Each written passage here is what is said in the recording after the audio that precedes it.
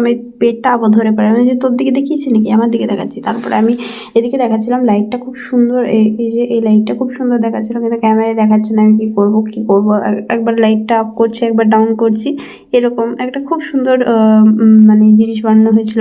Finally এই যে এই কর্নটা দিয়েছিল, এখানে লেখা ছিল মেনিউ আর কি। বহু ঝগড়ার পর ভাইয়ের কাছ থেকে মেনিউটা পাই। এই যে দেখে নাও আজকের মেনিউ। তো লাস্টে কিছু জিনিস তো আমরা না খেয়েই ভিড়ে চোটে আর কি না নিয়েই উঠে চলে এসেছি।